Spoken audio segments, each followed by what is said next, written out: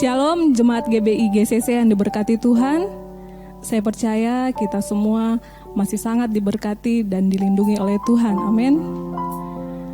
Dalam kondisi seperti ini kita bersyukur kita masih bisa memuji, menyembah nama Tuhan. Kita percaya bahwa kuasa Tuhan tidak dibatasi oleh apapun itu. Saya percaya Tuhan hadir di tengah-tengah kita, dan saya percaya juga Tuhan hadir di tengah-tengah Bapak Ibu sekalian. Mari kita siapkan hati kita. Tuhan, kami bersyukur Tuhan untuk pagi hari ini ya Yesus. Kami membawa segenap hati kami ke dalam tangan-Mu ya Yesus. Sungguh kami rindu Tuhan untuk meninggikan nama-Mu, menyembah nama-Mu yang kudus lebih lagi ya Bapa. Mari Tuhan, kami menyerahkan ibadah kami ke dalam tangan-Mu. Biarlah kuasa-Mu nyata di dalam ibadah kami. Haleluya Tuhan Yesus.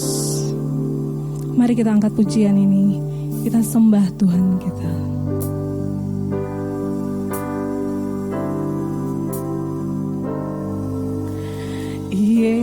Yesus, ku cinta Kau, ku tinggikan, ku agungkan.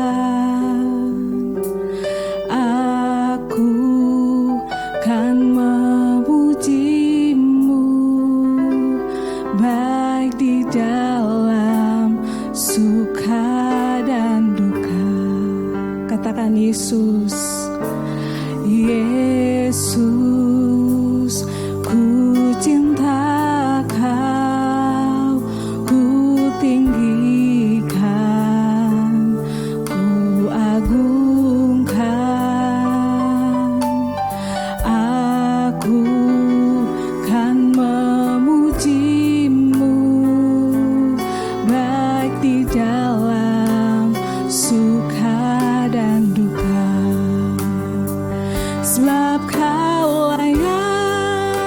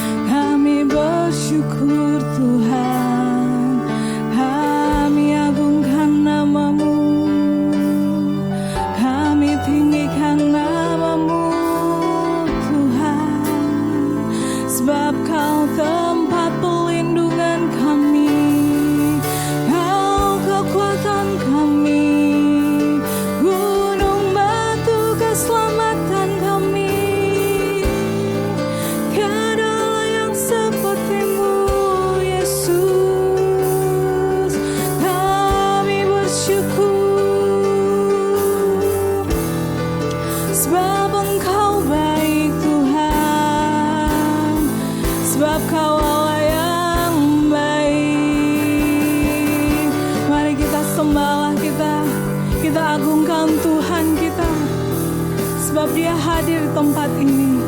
Dia ada di tengah-tengah kita. Oh, kami bersyukur Tuhan, tiada Allah yang seperti-Mu Yesus. Segala pujian, segala hormat hanya bagi nama-Mu. Haleluya.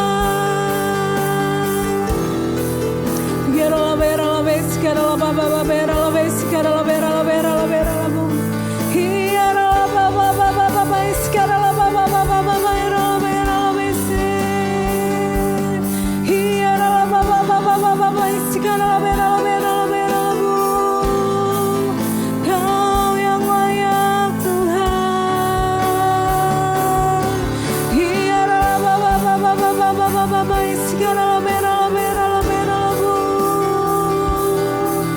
Kami menyembah-Mu Tuhan, kami bersyukur padamu,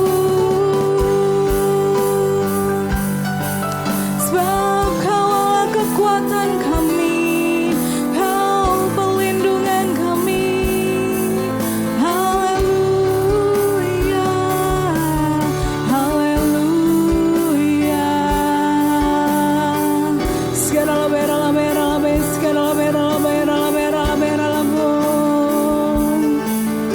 glory, haleluya.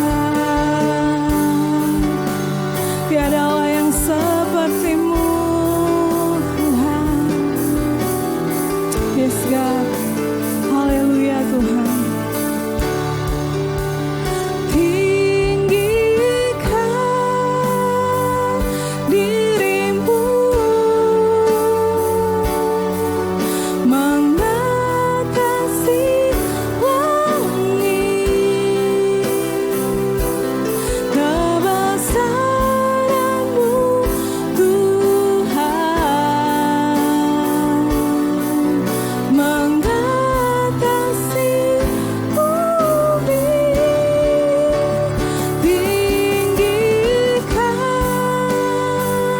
diri-Mu mengatasi langit, kemuliaan-Mu Tuhan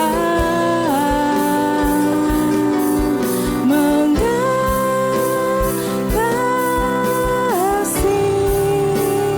bumi. Ku bersyukur padamu Tuhan, ku bersyukur padamu Tuhan atas kasih-Mu. Ku bermazmur bagi nama-Mu yang kudus.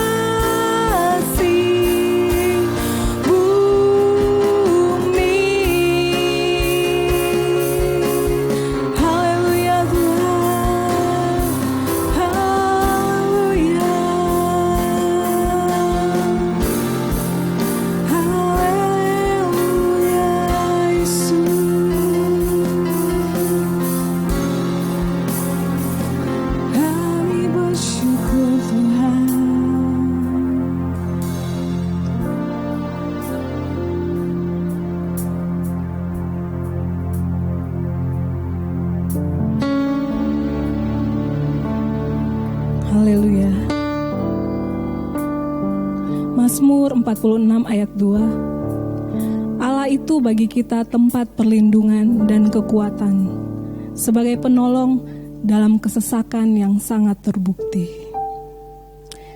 Kita bersyukur untuk Tuhan kita. Apapun yang Bapak Ibu alami saat ini, apapun kondisi kita saat ini, kita percaya bahwa Tuhan Yesus tetap baik. Amin.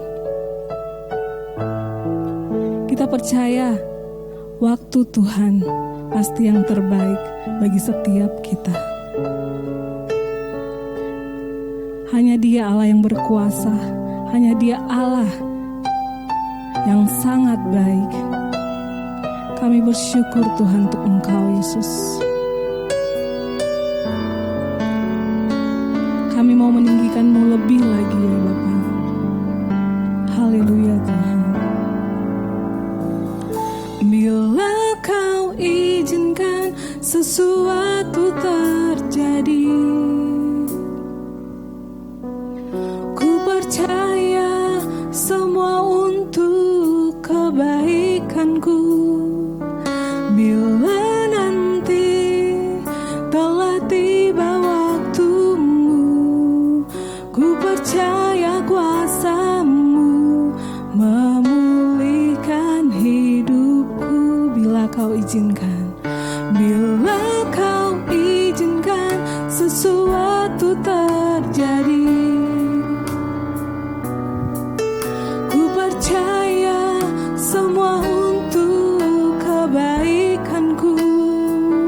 Bila nanti telah tiba waktumu, percaya kuasa-Mu memulihkan hidupku. Waktu Tuhan pasti yang terbaik, walau kadang tak mudah dimengerti. Lewati cobaan, ku tetap percaya waktu Tuhan pasti yang terbaik. Haleluya Tuhan. Bila Kau izinkan sesuatu terjadi, ku percaya semua untuk kebaikanku. Bila nanti telah tiba waktumu, ku percaya kuasa-Mu memulihkan hidupku. Bila Kau izinkan sesuatu terjadi, ku percaya semua untuk kebaikanku.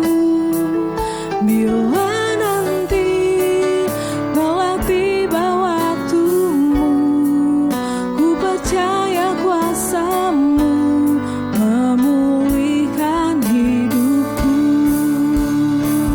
Waktu Tuhan pasti yang terbaik, walau kadang tak mudah dimengerti. Lewati cobaan, ku tetap percaya waktu Tuhan pasti yang terbaik. Waktu Tuhan pasti yang terbaik, walau kadang tak mudah dimengerti.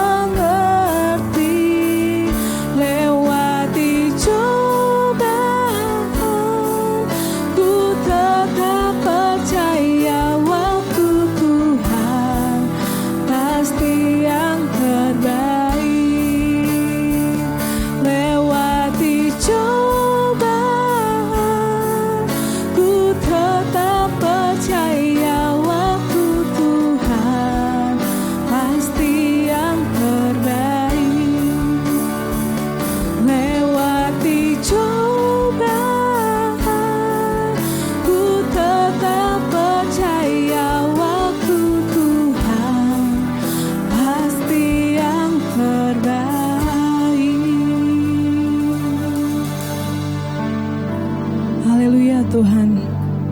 Kami percaya Tuhan, waktu-Mu yang terbaik Tuhan bagi setiap kami Tuhan.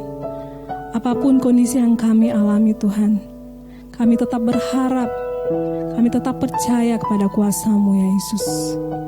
Terima kasih ya Bapa untuk pagi hari ini Tuhan. Sebentar lagi kami akan mendengarkan firman-Mu Tuhan. Engkau yang memakai hamba-Mu Tuhan, menyampaikan setiap isi hati-Mu Tuhan. Berkati setiap kami yang mendengarkan firman Tuhan. Di dalam nama Tuhan Yesus, haleluya. Amin. Shalom, haleluya. Senang sekali pagi ini kita kembali beribadah bersama-sama di dalam hadirat Tuhan, meskipun kita ada di rumah kita masing-masing. Bapak Ibu Saudara, pagi ini kita mau belajar bersama-sama satu topik yang mungkin tidak populer, tidak banyak dibahas, yaitu tentang bagaimana kita menyikapi kehilangan atau kerugian. Pasti di masa pandemik seperti ini kita stay at home, kita bisa saja mengalami banyak kerugian di dalam bisnis kita, di dalam berbagai urusan kita yang lain, atau bahkan mengalami kehilangan. Kehilangan keuntungan, kehilangan job, kehilangan pekerjaan, dan sebagainya. Ya.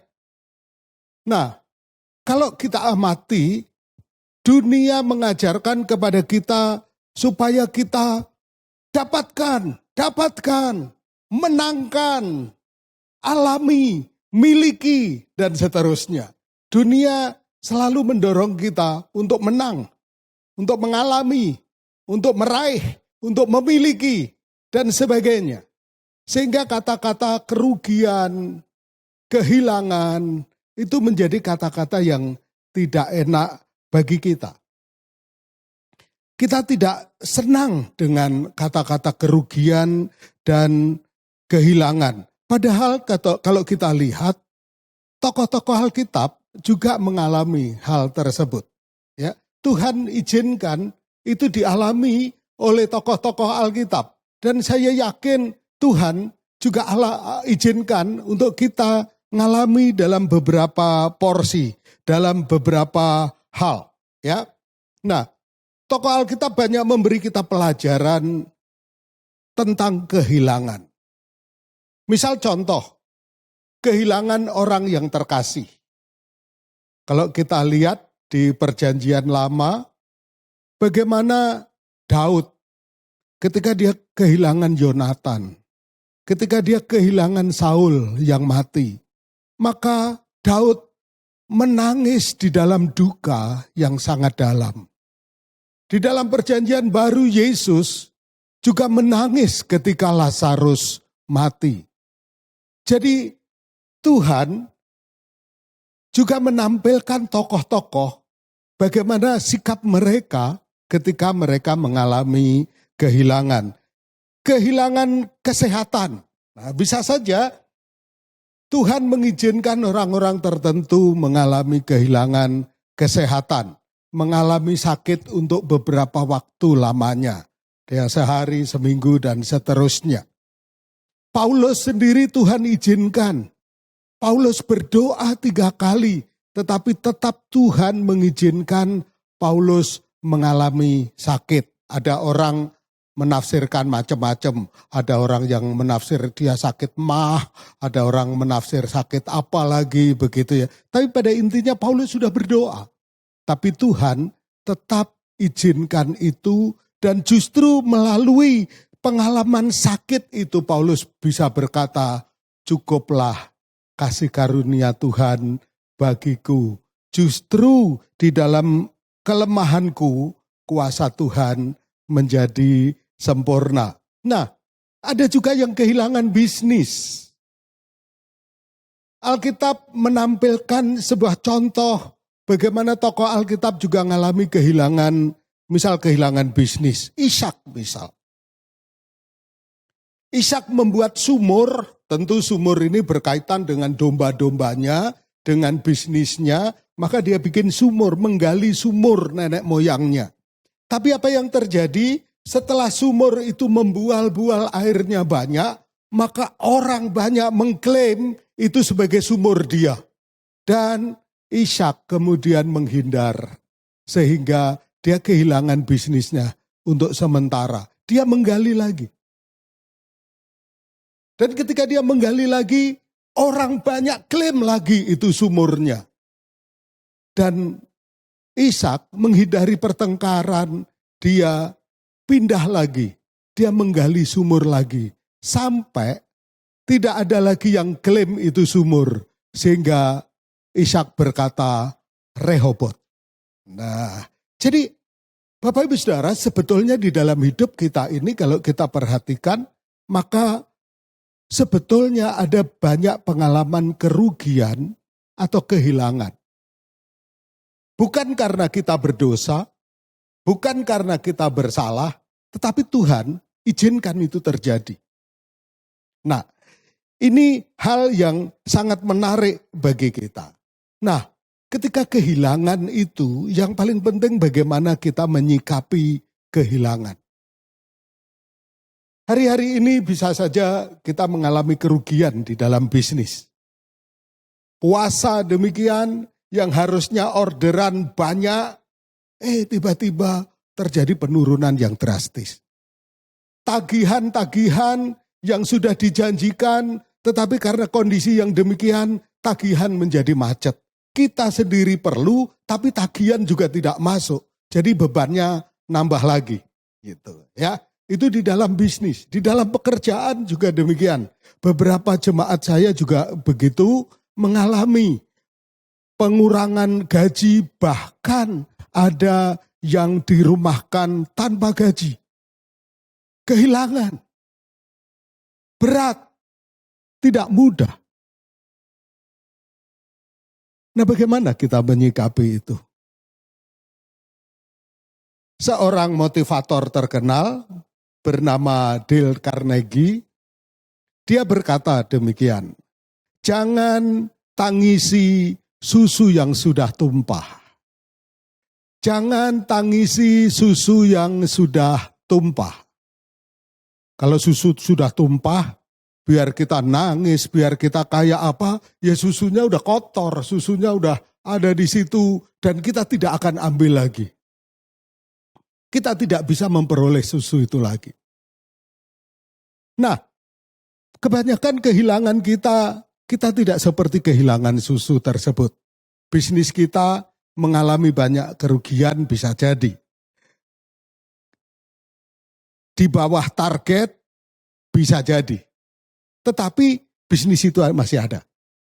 Atau pekerjaan, mungkin untuk sementara kita dirumahkan, tidak dapat gaji. Tapi begitu ini nanti lewat, kita tetap bisa bekerja lagi. Ya. Demikian juga dengan kesehatan. Ada beberapa yang mungkin dalam kondisi demikian sakit, mau ke rumah sakit takut. Karena sekarang banyak orang takut ke rumah sakit. Jadi harus merawat sendiri di rumah, disiplin diri dan sebagainya. Saya mau sampaikan, jangan menangisi susu yang sudah tumpah. Yang hilang, ya memang hilang. Keuntungan yang tidak bisa kita raih bulan ini, 2 bulan ini, 3 bulan ini, ya oke, itu tidak bisa kita raih. Tetapi, masih ada sesuatu yang bisa kita lakukan. Masih ada kehidupan. Masih ada harapan. Masih ada masa depan. Amin. Jadi dalam masa yang seperti sekarang, oke, kita under target. Ya, enggak ada target, kurang, target kita tidak tercapai. Oke. Tetapi Dale Carnegie melanjutkan nasihatnya. Yaitu, kalau Anda masih punya jeruk, buatlah jus jeruk, air jeruk. Nah, ini kelihatannya simpel sekali. Jangan menangisi susu yang tumpah, tapi kalau Anda masih punya jeruk, buatlah air jeruk dan minum. Artinya, di tengah-tengah kehilangan kita, di tengah-tengah kerugian kita, sebetulnya masih ada sesuatu di tangan kita. Masih ada sesuatu yang kita bisa lakukan untuk kita. Nah, fokuskan kepada hal tersebut. Bukan kepada susunya yang sudah tumpah, tetapi kepada apa? Kepada jeruknya. Kepada kesempatan, kepada peluang yang masih bisa kita kerjakan. Dan bisa kita nikmati. Kalau Anda punya jeruk, buatlah jus jeruk. Buatlah air jeruk. Dan jangan lupa kasih saya juga. Ya, jadi fokuslah kepada apa yang ada di tangan kita dan apa yang bisa kita kerjakan. Nah, firman Tuhan katakan demikian di dalam Pengkhotbah 9 ayat 10. Pengkhotbah 9 ayat yang ke-10. Segala sesuatu yang dijumpai tanganmu untuk dikerjakan, kerjakanlah itu sekuat tenaga. Karena tak ada pekerjaan, pertimbangan, pengetahuan dan hikmat dalam dunia orang mati, kemana engkau akan pergi. Saya ulangi, segala sesuatu yang dijumpai tanganmu untuk dikerjakan, kerjakanlah itu sekuat tenaga. Karena tak ada pekerjaan, pertimbangan, pengetahuan dan hikmat dalam dunia orang mati, kemana engkau akan pergi. Jadi walaupun kita mengalami kerugian, walaupun kita mengalami kehilangan bahkan, tetapi ada sesuatu yang kita jumpai, yang masih ada di tangan kita, yang masih bisa kita kerjakan. Karena itu ada baiknya di dalam kondisi demikian, kita tetap ada sesuatu yang bisa kita kerjakan. Jangan terlena dengan kehilangan, kerugian, dan akhirnya kita menjadi pasif. Cuma main HP, nonton TV, tidur, ogah kerja, ogah olahraga, mager, malas gerak, dan sebagainya. Ya, usahakanlah untuk terus aktif, ada yang dikerjakan. Temukanlah sesuatu untuk dikerjakan. Saya tadinya pikir apa yang bisa dikerjakan ya. Aduh apa begitu. Tiba-tiba saya kepikir buku-buku saya. Saya mulai kelompok-kelompokkan, ini buku tentang kepemimpinan. Ini buku tentang keluarga. Ini buku tentang teologi untuk ngajar mahasiswa. Ini buku tentang khotbah-khotbah. Ini buku tentang doa dan sebagainya. Saya mulai rapikan di rak. Saya mulai kelompokkan lagi. Pada waktu mulai kelompokkan gitu, mulai muncul. Ini buku ini menarik. Ini buku, ini bisa dipakai ini untuk bikin sesuatu ini. Akhirnya dari buku-buku ini maka muncul ide untuk bikin renungan. Mulai bikin renungan. Tapi pada waktu bikin renungan, kalau bisa dibikin dalam bentuk begini, supaya orang lebih mudah memahami, lebih mudah download, yang kuotanya nggak banyak, tetap nggak takut untuk download, begitu. Dan kita pikirkan demikian. Dimulai dari mana? Dimulai dari nggak tahu kerja apa. Tapi ya udah kerja buku dulu, dirapikan dulu. Tapi begitu mulai, maka berkembanglah ide-ide yang lain. Maka saya mau sampaikan beberapa keuntungan kita bekerja pada stay at home seperti sekarang ini. Yaitu yang keuntungan pertama, cara ampuh untuk mengalahkan kekhawatiran dan kegalauan. Nah, kalau kita diem, kalau kita pasif, maka pikiran kita, lamunan kita, fantasi kita menjadi kemana-mana. Dan hati-hati, bisa jadi kemudian muncul yang aneh-aneh dan akhirnya kita menjadi galau. Kita menjadi takut, kita menjadi cemas, kita menjadi khawatir. Karena apa? Karena nggak ada yang dikerjakan dan pikiran kita biarkan tanpa disiplin untuk menguasainya. Akhirnya justru dilanda kekhawatiran. Akhirnya karena pikirannya khawatir, pikirannya takut, cara dia berespon terhadap apa yang terjadi di sekitar juga negatif. Ke istri negatif, ke anak negatif, ke tetangga negatif, ke teman gereja negatif, ke siapa negatif. Karena apa? Karena nggak ada yang dikerjakan. Nah, jadi cara yang paling bagus yaitu aktif bekerja. ketika kita aktif bekerja, maka pikiran kita ke arah pekerjaan tersebut. Pikiran kita menjadi fokus kepada pekerjaan tersebut. Itu cara ampuh menghilangi kekhawatiran. Kita tidak bisa kekhawatiran hanya ditekan, jangan khawatir, percaya Tuhan saja, jangan khawatir. Kita hanya berkata, tidak bisa. Ya, maka salah satu hal yang penting yaitu apa? Bekerja. Bekerja apa saja? Ya, pekerjaan, tapi kita kan perlunya duit Pak Basuki. Tapi kalau kita bekerja nggak datang duit, yang nggak ada gunanya dong. Bukan begitu. Kadang-kadang ketika kita sedang bekerja, maka pikiran kita menjadi segar. Tidak dikuasai kekhawatiran dan kegalauan, akhirnya kita bisa, pikiran kita berkembang ke arah yang positif, ke arah ide-ide. Karena itu yang berikut, yang saya sampaikan keuntungan bekerja, yaitu memberi suasana positif bagi lingkungan kita. Kalau kita tidak bekerja, kalau kita males-malesan, kalau kita diem saja, maka apa yang terjadi? Lingkungan kita juga melihat, papa tidur mulu, papa dari pagi nonton TV aja. Apa yang terjadi akibatnya? Anak-anak, istri, siapa saja yang lihat kita juga tidak dapat inspirasi apapun. Bahkan mereka kemudian muncul keluhan-keluhan dalam hati mereka. Masa kita mau begini terus? Masa papa begitu terus? Lah kita bagaimana?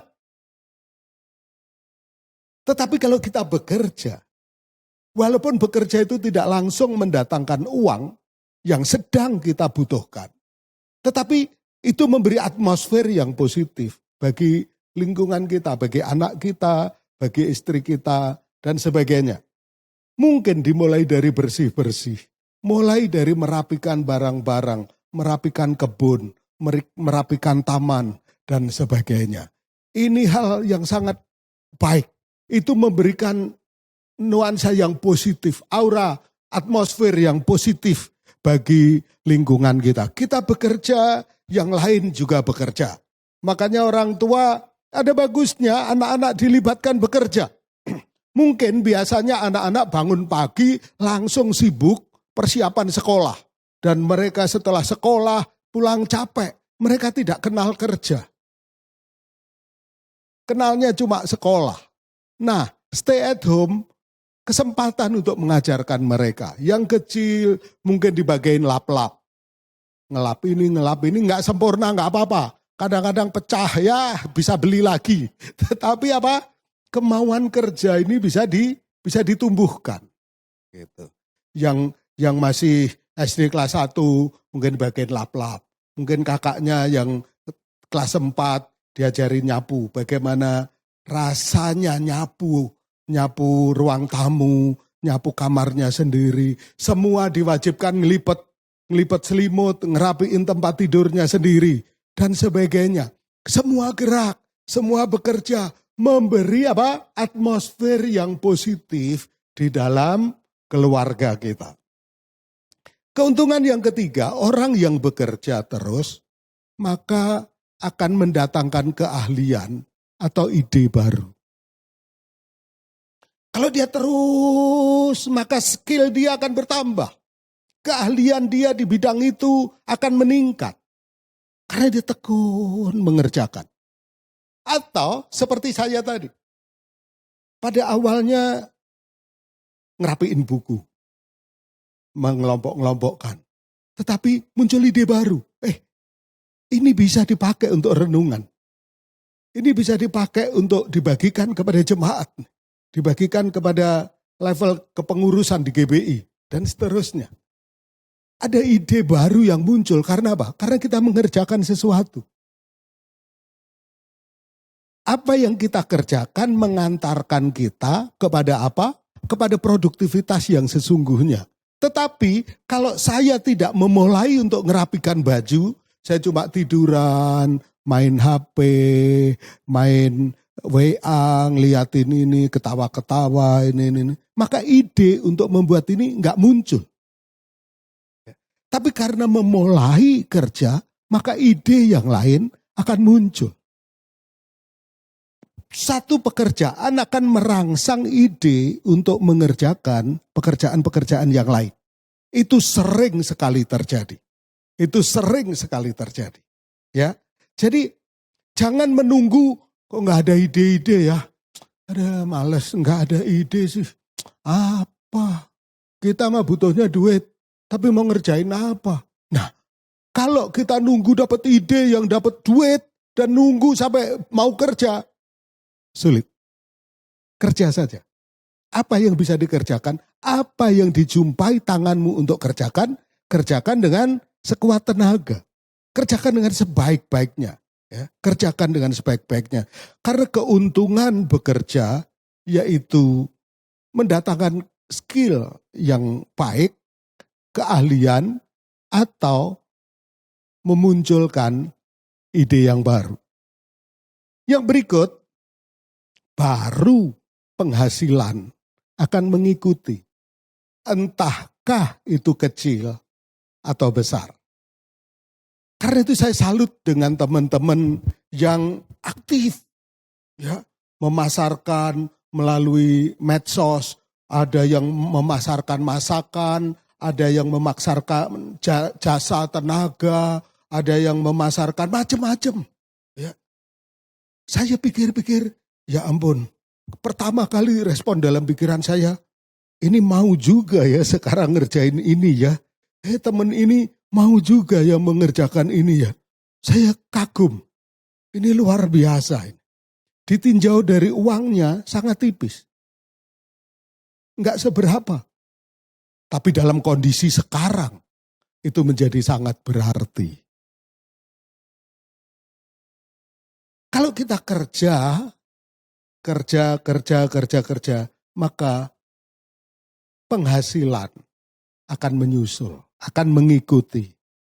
Bisa saja ada kangtau, ada proyek yang besar, tetapi bisa juga kita memang harus sabar, harus telaten dari yang kecil ke yang kecil.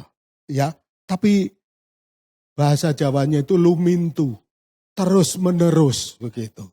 Dan akhirnya itu bisa menolong dapur kita, menolong rumah tangga kita. Bekerja. Jangan tangisi kehilangan dan kerugian. Jangan sesali dan berlarut-larut. Tetapi mulailah dengan apa yang kita jumpai oleh tangan kita. Kerjakan dengan sekuat tenaga. Firman Tuhan di dalam Efesus 4 ayat 28 berkata demikian. Orang yang mencuri, janganlah ia mencuri lagi. Tetapi baiklah ia bekerja keras dan melakukan pekerjaan yang baik dengan tangannya sendiri. Supaya ia dapat membagikan sesuatu kepada orang yang berkekurangan. Saya ulang, orang yang mencuri janganlah ia mencuri lagi. Tetapi baiklah ia bekerja keras dan melakukan pekerjaan yang baik dengan tangannya sendiri, supaya ia dapat membagikan sesuatu kepada orang yang berkekurangan. Ini menarik sekali. Ketika Paulus mendorong jemaat Efesus untuk tetap kerja, bekerja dengan sebaik-baiknya, selalu motivasi kerja itu bukan hanya untuk diri sendiri. Tetapi supaya apa? Supaya dapat membagikan sesuatu kepada orang yang berkekurangan. Jadi kita bekerja, kita berpenghasilan, supaya kita punya kesempatan untuk membantu orang-orang yang berkekurangan. Pak Basuki, ya kalau kondisi normal memang begitu. Tetapi kalau kondisi seperti ini, boro-boro untuk bantu orang, untuk diri kita sendiri juga kurang, Pak Basuki. Bapak Ibu Saudara, kita sebetulnya kalau kita tengok, biarpun kondisi normal pun sebetulnya berapa sih kata cukup bagi kita? Betul? Berapa kata cukup, ukuran cukup bagi kita? Dalam kondisi normal pun, kata cukup itu sulit kita tetapkan. Ya. Dalam kondisi normal, kita dipacu dengan diskon. Kita dipacu dengan kredit. Kita dipacu dengan teman-teman yang gunakan ini, pakai ini, pergi ke sini, dan sebagainya. Kita lupa untuk menetapkan garis. Berapa cukup. Karena itu untuk melatih itu justru dalam kondisi sekarang. Ketika dalam kondisi ini mengajari kita kepada apa saudara? Kepada kebutuhan yang paling esensi dalam hidup kita. Itu apa? Sehingga kita bisa berkata cukup. Sebagai contoh. Iya, begitu stay home, nggak kemana-mana. Kalau saya buka lemari saya baru sadar, iya ya, kapan nih pakai baju ini? Kapan nih pakai baju ini? Padahal dalam kondisi normal, begitu kita pergi ke mall, pikiran kita beli baju, pikiran kita beli sepatu, pikiran kita beli ini dan seterusnya. Padahal dalam kondisi sekarang itu nggak perlu kita. Berarti itu bukan esensi. Nah, selalu ada kesempatan untuk kita membantu yang berkekurangan. Jangan kecil hati. Seberapapun yang kita lakukan, itu akan bernilai bagi Tuhan.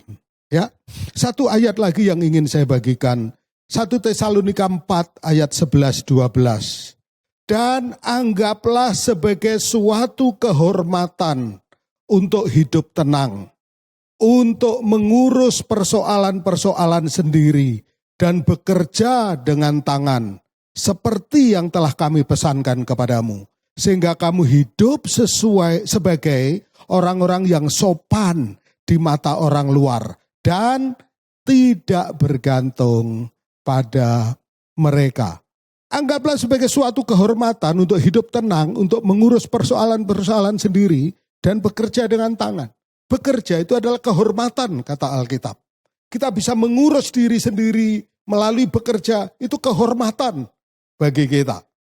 Karena itu, jangan konsentrasi kepada apa yang hilang atau apa yang rugi. Kita tetap bisa melakukan sesuatu yang bisa dijumpai tangan kita. Apa saja. Kita mulai. Karena ketika kita memulai, yang pertama tadi apa?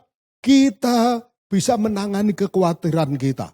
Dengan aktif bekerja, kita menang atas kekhawatiran dan kegalauan. Yang kedua, dengan kita bekerja, kita memberi suasana positif bagi lingkungan kita. Berikutnya, dengan bekerja, itu akan mendatangkan keahlian, skill, keterampilan, atau ide-ide baru bagi kita. Dan keempat, penghasilan akan mengikuti, entahkah besar atau kecil. Oke, Tuhan memberkati kita semuanya. Mari kita berdoa. Haleluya Tuhan. Haleluya Yesus. Kami tahu Tuhan pada masa sulit seperti ini. Banyak kami yang kehilangan kesempatan yang sudah kami pikirkan, rencanakan jauh-jauh hari. Target kami tidak tercapai. Keinginan-keinginan yang sudah kami pikirkan jauh-jauh hari sekarang tidak terpenuhi. Tetapi kami tidak mau larut di dalamnya. Kami tidak mau larut memikirkan kerugian atau kehilangan. Tetapi kami mau bekerja. Apa yang kami jumpai untuk kami kerjakan, kami akan kerjakan dengan sekuat tenaga Tuhan. Terima kasih untuk firman-Mu pada kesempatan ini Tuhan. Kami mau Tuhan. Kami tidak menangisi susu yang sudah tumpah. Tetapi apa yang pada kami ada, itulah yang kami kerjakan. Berkati seluruh jemaat-Mu yang mengalami kerugian di dalam usahanya. Tuhan, ada waktunya Engkau memulihkan. Ada waktunya Engkau memberi terobosan dan mengangkat kembali. Tetapi Tuhan, biar anak-anak-Mu tidak larut dalam kerugian itu. Juga anak-anak-Mu yang bekerja. Mungkin ada yang mengalami bahkan dirumahkan tidak dapat penghasilan. Tapi biar Engkau memberikan ide baru. menjumpai sesuatu untuk dikerjakan dan dikerjakan dengan sekuat tenaga.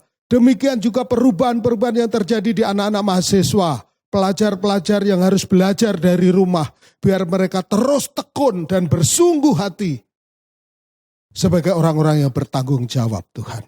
Terima kasih Tuhan, Engkau memberkati semua kami, mencukupkan, memenuhkan segala yang kami perlukan. Karena Engkau Yehova Jireh, Allah yang menyediakan bagi kami. Kami mau tetap bersuka cita, kami mau tetap bersemangat, kami mau tetap bersungguh hati untuk mengerjakan apa yang Engkau nyatakan kepada kami untuk kami kerjakan. Kami percaya ide-ide akan menyusul, kreativitas akan menyusul, jalan-jalan baru akan terbuka menyusul ketika kami mau bekerja Tuhan. Terima kasih, terpuji namamu Tuhan, berkat atas kami. Karena itu jemaat, mari kita angkat tangan kita untuk terima berkat kita. Haleluya. Terimalah berkat dari Allah Bapa yang sangat mengasihi kita. Terimalah cinta kasih-Nya di dalam Yesus Kristus yang telah mati di kayu salib, dikuburkan, namun yang telah bangkit dan naik ke surga dan yang akan segera datang. Dan terimalah persekutuan dengan Roh Kudus, Roh penghibur, dan Roh yang akan selalu memberi kekuatan baru kepada kita. Terimalah berkat-Nya berlimpah-limpah di dalam nama Tuhan Yesus Kristus. Semua kita yang percaya katakan, amin, amin. Tuhan memberkati, tetap sehat, tetap semangat, dan tetap bergairah. Haleluya, amin.